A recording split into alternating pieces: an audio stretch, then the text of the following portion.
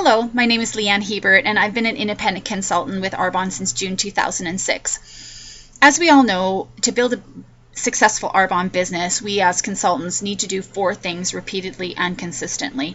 The first is to schedule one-on-ones and group presentations. The second is to present the information, which is information about products and the business opportunity. The third is to sponsor clients, preferred clients, and consultants. And the fourth is to duplicate, which means teach other consultants to do exactly the same thing. In this training video, I'm going to talk a little bit about booking those group presentations, but group presentations can be booked over the phone, they can be booked through texting or emailing. Ideally, we want to get on the phone and talk to someone in person, but in this busy world of technology, that's not always ideal, and there's other ways that can be just as effective. So before I get into the verbiage on how to book parties, I want to talk a little bit about the importance of parties, group presentations, and why we should get those on our calendar. In our business, there's a saying, get something in front of someone. And so why parties? Well, first of all, it's great to meet our friends' friends. They add contacts to our list, and our inventory is our list of contacts. Secondly, it can secure some right now volume and sponsoring because orders are secured at the end of the evening or the afternoon. Also, they're very time efficient. It's a great way for us consultants to get in front of more than one person at a time to share the products in the business. It's a great chance of getting more bookings on our calendar because oftentimes the guests will want to book parties, or they may become curious about the business and they'll want to book a time to get together with you to discuss the business opportunity. And lastly, I believe that by offering parties to our clients, we are offering them a great service. And by not offering a party, we're being a disservice. And the reason is because oftentimes our clients have a wish list that's bigger than their budget. And by offering a party to them, it gives them the opportunity to earn host rewards and get their products that they want at a very high discount. So now that we've talked a little bit about the importance of parties, how do we get them on the calendar? What do we say? What do we not say? How can you sound not desperate, but still express your desire to move your business forward? So I have struggled over the years on finding that balance between expressing my desire to move my business forward and my desire to serve my client. And so I have made lots of mistakes and I've done some things that have worked. So if you're doing something that's working and you're getting those bookings on the calendar, then great. Keep doing that. There's no right or wrong way. Whatever's working for you is great. I'm just going to share some tips that I've found over the years that have worked quite well for my team and for myself. So I found that over the years that there are 2 different types of potential hosts. The first type of host is the deal seeker. This type of host is most concerned about those discounts, those host rewards. That is their main motivating factor to book that party. The second type of potential host I want to call the helper. And this is the type of person who wants to help the consultant. They're not so much concerned over the host rewards, although they're not going to pass them up. Their main motivating reason to book their party is to help their consultant, which may be their friend. They know them, they like them, they trust them, and they want to help move their business forward and introduce them to a few new people. And I have tried both approaches, and I'm going to describe a couple of examples that are dealing with them separately, and then we're going to put them together in the end, and you can see how it may work best for you. So here's an over-the-phone example. And I'm going to be calling Lisa. So hi Lisa, this is Leanne with Arbonne. Is this a good time to call? Great. Well, I have a quick question for you. I was wondering if you'd be willing to host a small Arbonne get-together. Arbonne's host rewards are extremely generous, and I would love to give you the opportunity to earn some of your favorite products at 50 to 80% off.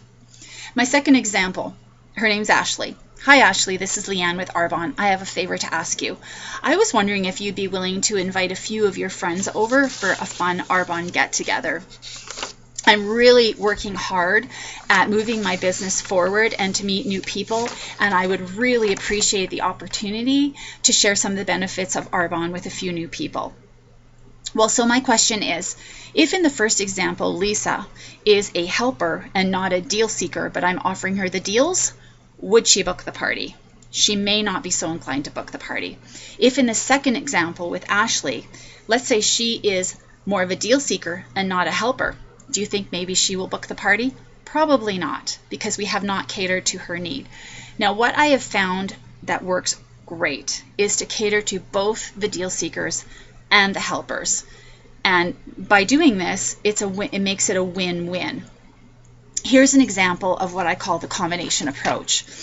The same verbiage can be tweaked if you're doing it through text or email as well. So, hi Sharon, this is Leanne with Arbonne. Do you have a quick minute? Great, I have a favor to ask you. I'm trying very hard to move my business forward with Arbonne by getting more bookings on my calendar, and I know how much you love Arbonne products. I was wondering if you'd be willing to get a few friends over for a fun get-together. You would earn the host rewards from Arbonne, which is 50 to 80% off. And I'd be so appreciative to be able to have the opportunity to share the benefits of Arbonne with just a few new people. What do you think?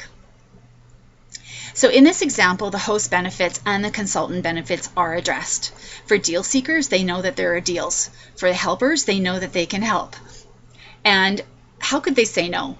I've had the greatest success using this combination approach. If you know for sure that someone is a helper, or you know for sure someone is a deal seeker, then you can speak to them. But if you're unsure, I recommend that you use the combination approach. So, how do we secure these dates? Well, the rule of thumb is do not say what will work for you or when do you want to have your party. This is just way too open-ended. It gives them too much opportunity to kind of stray off, and they might want to book 4 months down the road. It takes you as the consultant out of the driver's seat. We definitely want to accommodate our clients and their schedules, but at the same time we want to protect our schedules as well. This is our business. So keep in mind that it's okay to say to your clients, I'm sorry, I don't do parties on Wednesdays. My kids have activities that night. I'm booking on Tuesdays, Thursdays, and Saturdays.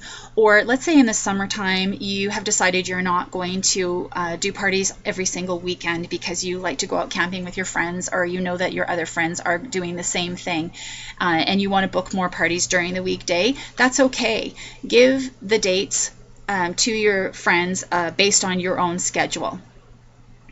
And the idea is to narrow down the choices so that you're still taking control of your calendar, but you're offering options for your clients at the same time. Additional tips. Just be sure that your host knows that they don't need to have their entire family or their entire neighborhood over for this party. My rule of thumb is I would like a handful, not a house full, and that tends to be a little bit less intimidating to the client if they know that they don't have to have a full house of people. And another thing I like to tell my hosts is I don't want you to prepare a 7-course meal. Simple snacks, simple beverages, and that will mean that that host can enjoy their evening, enjoy their time with their friends, and not be so concerned about entertaining and pulling hot foods out of the oven and everything like that. So I also want to prepare my host for cancellations. So if we're trying to secure a handful, you may want to ask them to confirm 7 or 8 people, because we always know that there's going to be someone that's going to cancel last minute, and we don't want our host to secure 5 people and then 3 people don't show up and they're stuck with 2 people at their party and they're disappointed. So hopefully that helps